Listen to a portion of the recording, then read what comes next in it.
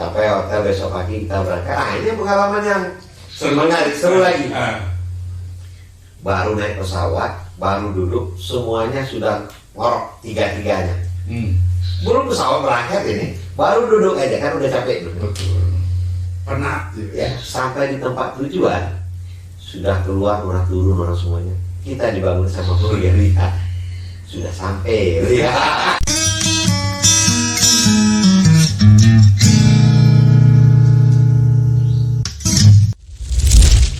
Assalamualaikum warahmatullahi wabarakatuh. Waalaikumsalam warahmatullahi wabarakatuh. Di hadapan saya ada Bapak Mus Adral. Kita berkenalan dengan Bapak Mus Adral. Pak Mus Adral ini adalah seorang kepala cabang Bank BNI di Tanjung Karang, Bandar Lampung. Benar. Selamat datang Bapak. Sama-sama. Apa kabarnya? Kabar kalau saya selalu have fun. Evan. Ya. Wow. Ini gimana nih situasi perbankan di kondisi pandemi begini? Tantangannya berat banget kayaknya. Jadi kalau kita bicara perbankan di masa pandemi ini, khususnya saya bicara BNI. BNI, Pak. Ya. Baik.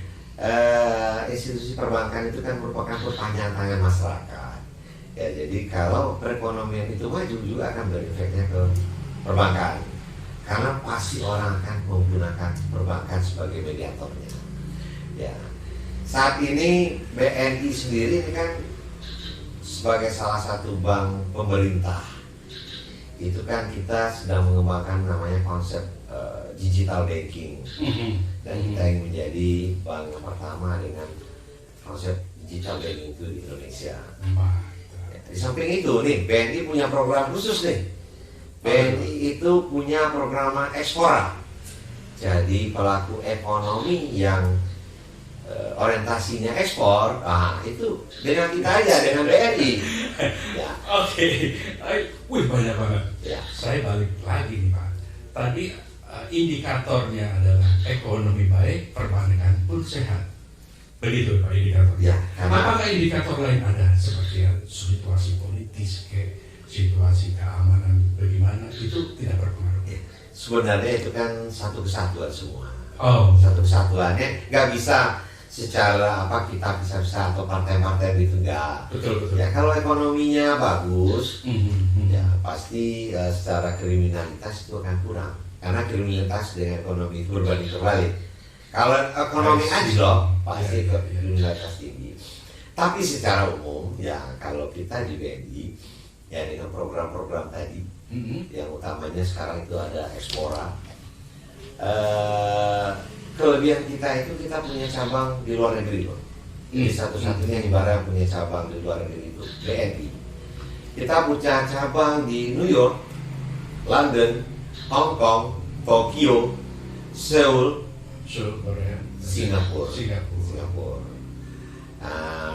Jadi kita mendorong pelaku-pelaku UMKM itu untuk memasarkan barangnya ke mancanegara. Nah, di situ kan tentu kemudahan nih Pak. Ya, Kemudahan itu intinya begini. Kita yang pemain ekspor nih, ya, selama ini kalau kita pengen bermitra, otomatis BNI punya database-nya. Lu main ini, ada nih nasabah kami yang bermain ini di negara A. ya. Jadi kita bisa menjadi comblangnya juga atau mediatornya juga, bisa kan Pak? Bisa.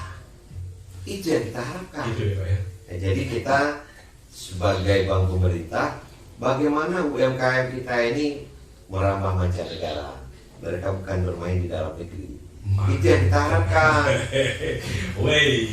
Ya apalagi sekarang nih, BNI itu merupakan satu-satunya mobile bankingnya di Indonesia yang bisa transfer ke luar negeri. Karena Iya. Sekarang mau sambil tiduran, artinya kita sudah membawa bank itu ke rumah, kemana saja. Kalaupun tengah malam, misalnya Oku misalnya, anak di Singapura atau di New York minta duit nih, mobile banking kita ada. I see. Jadi mobile banking, internet banking tadi itu yang menjadi fasilitas dari BNI memudahkan kita untuk melakukan transaksi dimanapun. Ya. Begitu kan Pak ya? Ya. Jadi apa? Karena fiturnya yang user friendly kan, itu yang gagasan itu, inovasi itu ya. Fiturnya user friendly dan menu-menunya komplit semua. Komplit itu. Kemudian cabangnya ada di mana-mana tadi di luar negeri, sehingga seumpama kita ini berurusan bertransaksi hingga ke mancanegara pun Gampang. aman ya Pak ya. Ingat transaksi keuangan, ingat BNI. Mantap. Jadi ini nih saya juga mobile banking BNI itu merupakan pilihan terbaik pembaca di tahun 2020. Pemilih Ya, merupakan mobile banking terbaik pilihan penggunanya. angketnya dari mana Pak? Itu ada dari institusi yang mengelola, bukan BNI. Oh ini Independen ya, paling diminta di BNI mobile banking. Karena itu fitur-fiturnya user friendly, ditambah fitur yang utama sekarang bisa transfer ke luar negeri. Nah, apakah itu bank-bank lain tidak bisa transfernya melalui mobile banking? Iya, mobile banking. Apakah bank lain tidak melakukan hal yang sama? Sejauh yang saya tahu, mobile banking bank lain belum mempergunakan, belum ada fitur itu. Transfer manual datang ke kantor. Ke counter. Sekarang kita udah menghindari itu dengan digital banking ke depan. Bagaimana semua transaksi itu cashless. Budaya cashless. Ya, kan malah di Eropa perbankan itu sudah buka cabang hanya taruh mesin tanpa orang lagi kan. Bagaimana kita rakyat Indonesia tapi juga sana. Apa main takut atau bagaimana itu sistemnya ya, Pak? Banyak pilihan. Sebenarnya channel itu banyak pilihan. Ya, tapi yang lebih friendly yang kita bawa seri HP. Sekarang saya tanya sama Om Puni, saya balik bertanya ya. Tinggal dompet atau tinggal HP? Kayaknya HP deh sekarang Pak. Ya, karena HP bisa bayar apa saja dengan barcode, dengan transfer. Itu kelebihan. Dompet boleh kosong, tapi HP jangan. maksudnya itu rekening kita yang bisa diakses melalui HP kita itu Iya, benar. harus aman kan? Nah, tidak perlu dompet. Ya mak, sekarang kita perhatikan rata-rata orang itu tidak ada yang bawa HP. Kalau udah nggak bawa HP, ada yang kehilangan. Benar nggak tuh? Dompet maksudnya Pak, yang ditinggal Pak. Ya. HP jangan sampai kan Ya. itu kan. Cuma HP gitu juga. Yang jauh mendekat, yang dekat menjauh. Itu sisi buruk yang lain Pak, Ya. mengenai era digital atau era HP begini kan, generasi nunduk Pak ya. Ya. Nunduk. Asik sendiri-sendiri gitu kan. Ya kan, menjauhkan yang lagi dekat begini, ya kan, mendekatkan yang jauh. Ya kan, Facebook kan, nyapain orang yang jauh-jauh, tapi yang sebelah dicuek. Ada Instagram, ada Twitter, apalagi itu yang pokoknya sekarang tuh yang lebih ngetren kan Instagram, Facebook. Betul. Makanya itu salah satu dampak yang sebenarnya kurang baik, tetapi inovasi tertentu dibutuhkan. Ya salah satunya dibutuhkan budaya cashless. Ya itulah new normal tadi itu Pak. Ya. Dan satu lagi nih, Apa itu Pak? BNI ini kan termasuk bank penyalur kredit usaha rakyat. KUR. Ya, KUR. Ya. Nah, apa itu Pak? Ya. Apa? Jadi kita bisa memberikan pembiayaan kepada pelaku UMKM, petani, atau segala macam usaha yang berbasis ekonomi. Itu BNI sebagai bank pemerintah. Khusus di Lampung kita juga ada namanya KPB, Kartu Petani Berjaya. Dan alhamdulillah itu BNI merupakan bank yang pertama kerjasama dengan pemerintah daerah yang ini diinisiasi oleh Pak Gubernur kita. Itu program unggulannya Pak Arina itu. Iya benar. KPP, kelompok petani berjaya ya Pak ya. Kartu Petani Berjaya. Dan itu satu-satunya di Indonesia. Hanya di Lampung. Lampung sebagai pionir penggerak. Ya itu kan kita sebagai orang perbankan harus support itu. Bentuknya kayak apa? Jadi itu sebentuk sistem. Realnya Sistem. Jadi dalam hal ini petani juga akan membutuhkan biaya. Di dalam sistem itu sudah ada wallet-walletnya. Jadi dalam sistem tersebut akan nampak petani tersebut mana yang butuh pembiayaan, mana yang tidak. Oh, Bagi yang butuh pembiayaan silahkan hubungi Bank BRI. persyaratannya Gampang. bisa di share di mana, Pak? Kalau KUR itu gampang sekali. Gimana? Surat izin usaha cuma cukup dari kelurahan. Izin usaha dari kelurahan? Iya. Nggak perlu CV bla bla Oh bla. tidak perlu siup, tidak perlu situ. Apa izin usaha itu apa? Surat keterangan izin usaha atau apa? Ya, surat keterangan izin usaha dari kelurahan cukup. Oh, Gampang kan? Pak. Ya, Dari- itu dari itu. makanya produk dari BNI rupanya yang menyentuh sekali ke masyarakat secara langsung adalah KUR tadi. Dari usaha. Tetapi kalau program yang menyentuh para pengusaha besar yang orientasi ekspor tadi itu Ekspora, betul Pak ya? Ya, itu program. Tetapi yang misalnya dia merupakan debitur KUR juga bisa kita anukan. Nah, Kita apa? dorong di situ. Ada program yang lebih khusus nggak Pak untuk yang program untuk debitur reguler lah? Ya. Jadi sebenarnya kan kita bagi dua sesi. Ada pembiayaan, ada program. Baik. Ya, pembiayaan itu salah satunya termasuk KUR Mhm. yang batasannya sampai 500 Ribu juta ya? 500 juta. Wow. Di atas itu ada namanya produk kredit biasa. Kalau kita namanya BCM, Oh betul. Brand Credit Management. Aha, aha. Di habis itu ada lagi kita unit komersialnya khusus pembiayaannya di atas 15M sampai batasan 250M. Nanti ada lagi korporasi. Jadi semua tingkatan itu ada dan kita bisa mengadopsi semuanya. Mulai yang kecil sampai yang besar. Nah, jadi masing-masing debitur tersebut kita ada namanya program ekspor membantu pelaku usaha jika orientasinya ekspor. Orientasinya ekspor. Eksporan. Ekspor. Wah. Sekarang ini kan memang sudah lintas negara Pak ya. Ya. Kita ini kan belanjanya sekarang udah orientasi online nih. Ya, Cashless tadi. cashless tadi. Cashless, budaya cashless ini sudah mulai dikenal oleh masyarakat Ya. dengan sekarang paket. Iya, Nah, benar. itu kan dari mana barangnya? Kalau nggak lintas negara itu Pak. Ya.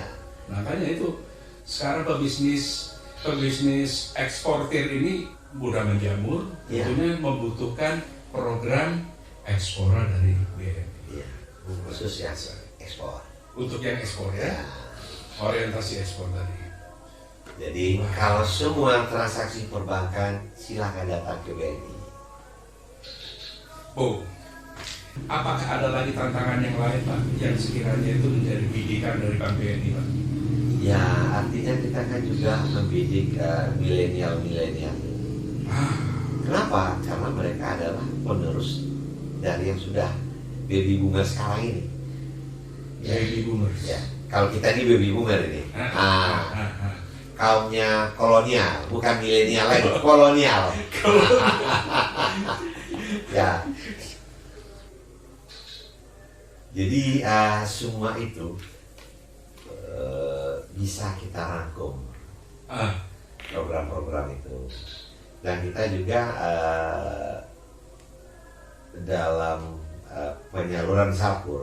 Sebenarnya KUR itu sama dengan semua bank penyalur. Tapi apa yang menjadi daya tarik kita tentunya Nah. layanan. Service Pak. Ya, services itu menjadi kunci. Betul. Oke Pak. Sebenarnya kalau bicara perbankan ini panjang, Nggak kelar-kelar. nggak kelar-kelar. Saya ingin ngobrol yang lain. Oh, silakan.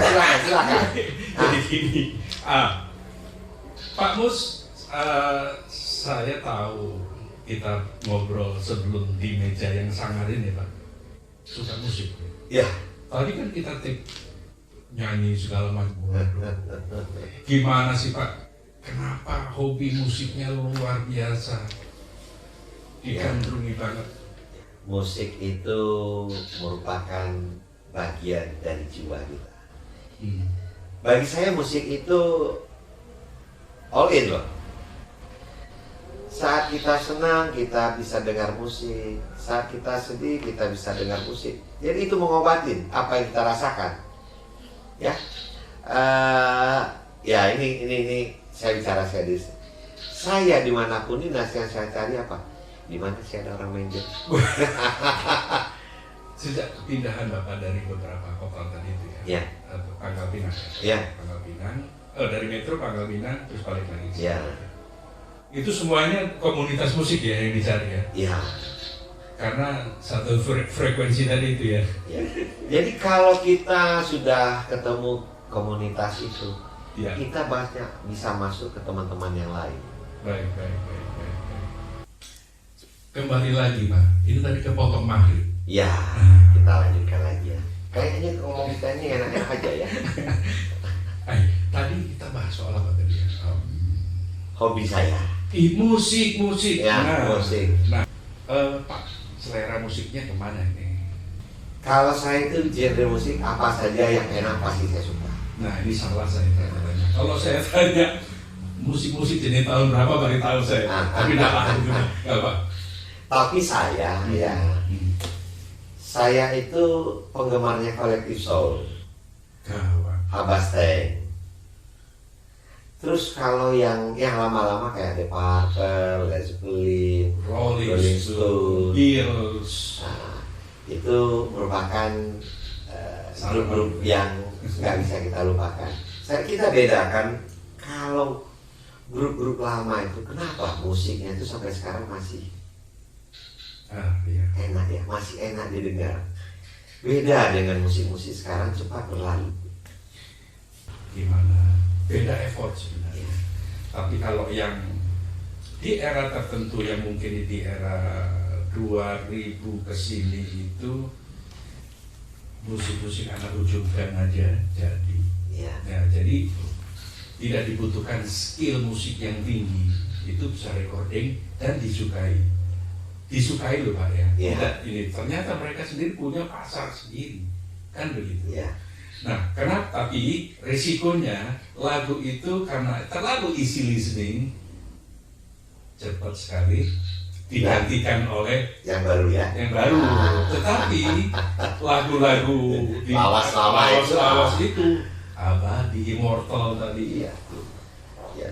Saya pernah NG-nya Rolling Stone. Loh, kamu kok tahu ini? Wah, ini enak.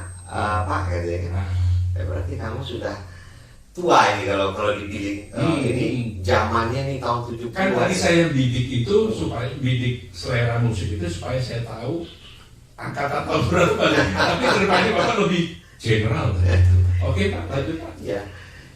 Kalau orang tahu Crash Test Dummies mungkin nggak banyak orang tahu. Nah.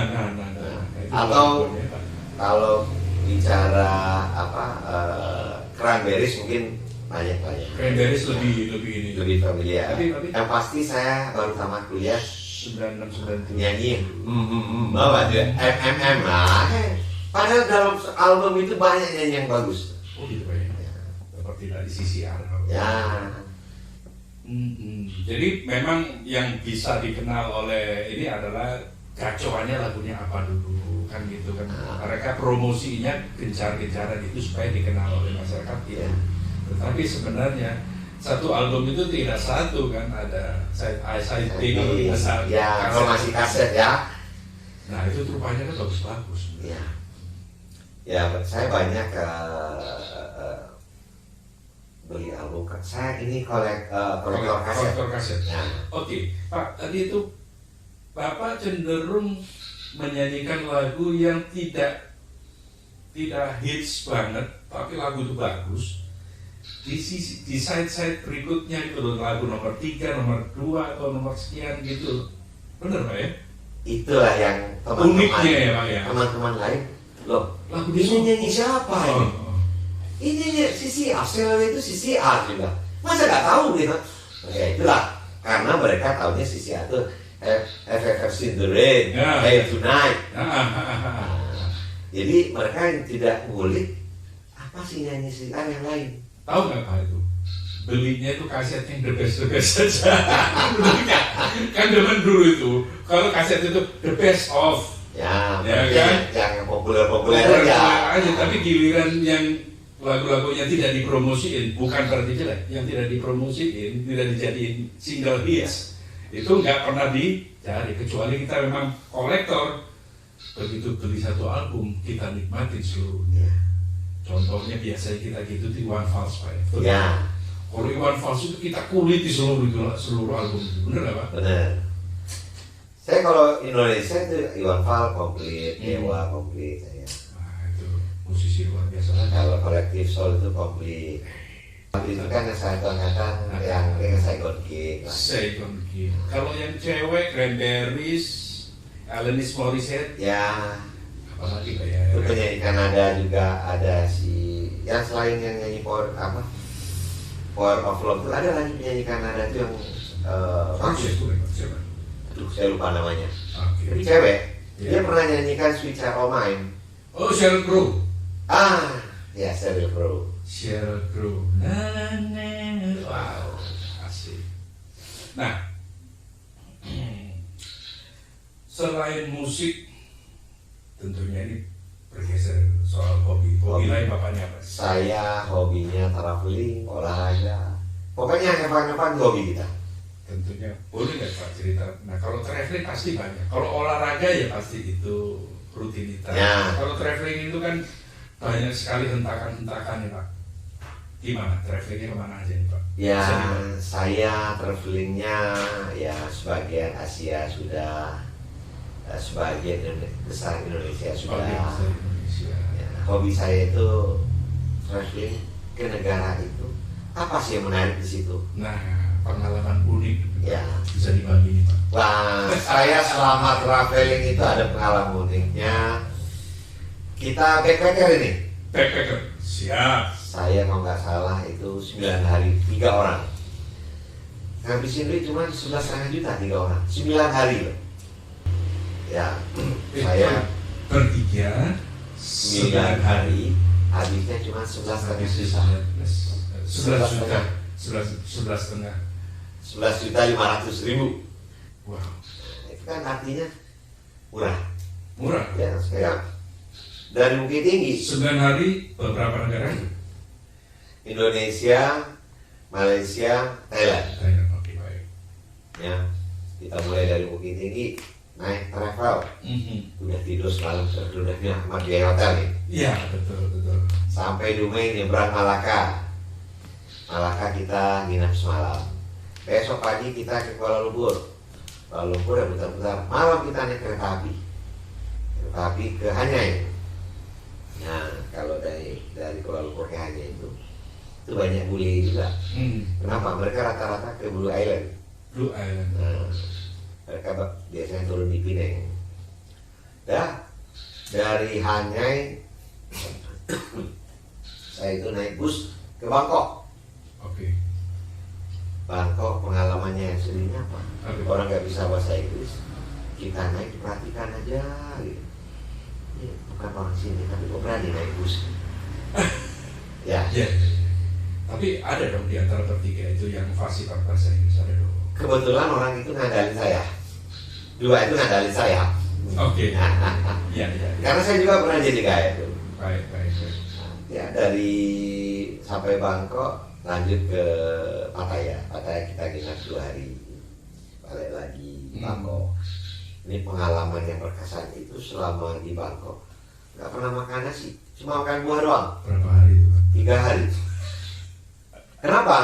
Ya mungkin saya yang pergi itu muslim 3-3. Oke. Ya kalau Thailand itu kan terkenal nasi gorengnya paling enak. Nasi goreng. Iya, itu terenak itu di dunia menurut pulingnya ya. Oh. Jadi kalau kita makan jadi yang paling itu ada Sebutannya apa? Ingat nggak? Bukan nasi goreng. fried rice juga. Fried rice. Iya. Saya Inggris. Ya bisa itu. Kalau bahasa Thailandnya saya nggak bisa baca. Jadi ini bahannya ada sapi, ayam, seafood, satu lagi yang nggak boleh dimakan non muslim, babi. Aduh, gimana cara makannya nih? Nah, kita juga pergi ke McD. Ternyata juga ada yang baginya, aduh matilah kita. Ya, kita makan buah. Ya, ini pengalaman yang berkesan itu, kan sudah nggak tahan 3 hari nggak makan buah doang. Ya. Lah kita cari Ini restoran. tiga-tiganya Pak? Iya. Tiga-tiganya begitu, nggak makan nasi. Nggak makan nasi. Tapi sebenarnya buah juga bagus ya. Iya bagus. Ini pengalaman Ini juga. belum lengkap kalau orang Indonesia. Ya. Nah, terus Pak? Udah lah. Mati kita nanti nih kalau nggak makan nasi ya. Nah, Kita tadi tanya sama orang seputaran hotel, di mana ada restoran muslim. nah, Pas nanya, dia orang muslim juga, ya warga minoritas lah di Thailand. baik. Itu diantar sama restoran muslim. Mereka tungguin begitunya mereka dengan kita gitu ya. Wah, apa Sebagai, faktornya? ya karena sama keyakinan. Salah satu dia. Dan mereka warga minoritas di sana. Oh, Ya itu. Maka di restoran muslim Malaysia, orang Malaysia lah jualan. Minta 1 enak, minta 2 enak, minta 3 enak. Yang keempat minta, kita dimarahin.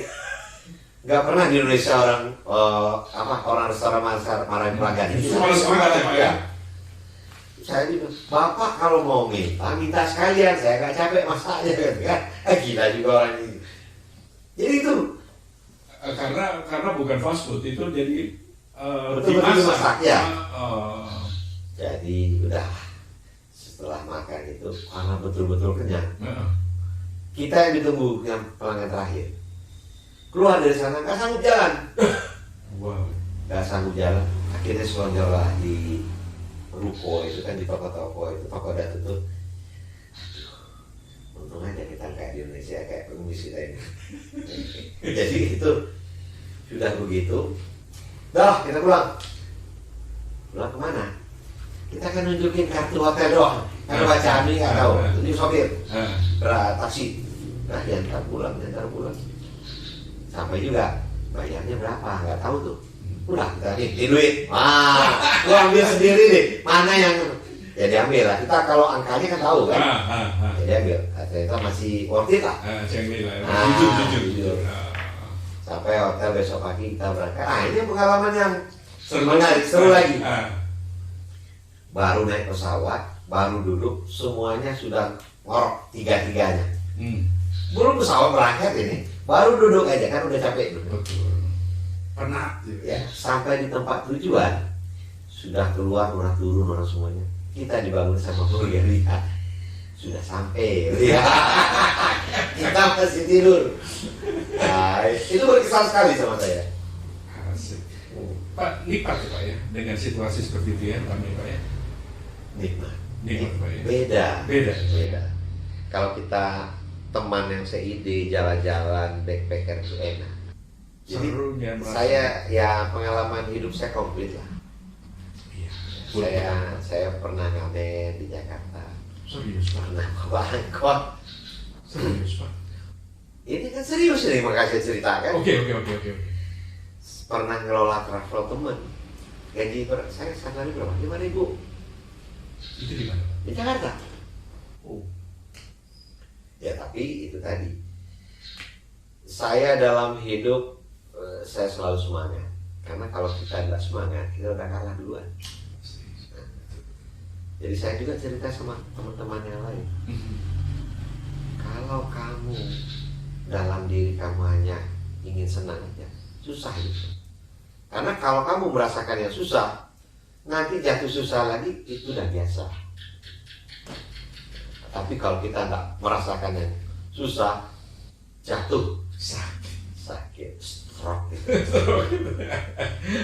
Itu. Jadi saya menikmati hidup juga. Artinya kemanapun kita berdinas, ya alhamdulillah. Ya saya juga sangat bersyukur saya kerja di BNI. Saya ditempatkan di beberapa kota di Indonesia. Nah, gimana Pak menyikapi dengan profesi yang ada, terus itu disikapi dengan menikmati kah, atau itu sebuah challenge kah, atau bagaimana Pak? Nikmati hidup. Nikmati ya Pak. Jadi dimanapun kita berada, kalau kita nikmati, tidak ada yang susah. Luar biasa.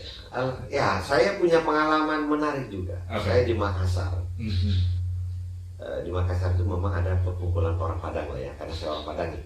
Ya. saya sakit di rumah sakit, masuk rumah sakit, itu mereka jaga gantian, kayak ada piket. Siapa ini? Teman, ya. Jadi di sana itu ada kegiatan keluarga Minang lah. Oh, baik. Jadi karena kita berteman, ya mereka jaga, karena mereka tahu saya bujangan di sana. Cuma mereka itu berebut untuk menemani saya. Kenapa?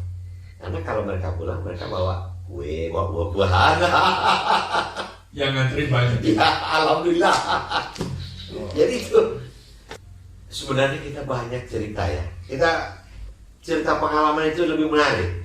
Tapi mungkin kita bikin satu sesi yang kita yang lucu-lucu. Siap. Atau yang lain, topik yang lain. Yang lucu apa yang horor, Pak? Oh, bisa dua. Nah, gitu ya, boleh. Ya. Oke, Pak. Saya juga pernah beberapa hal masalah yang gaib itu saya alami.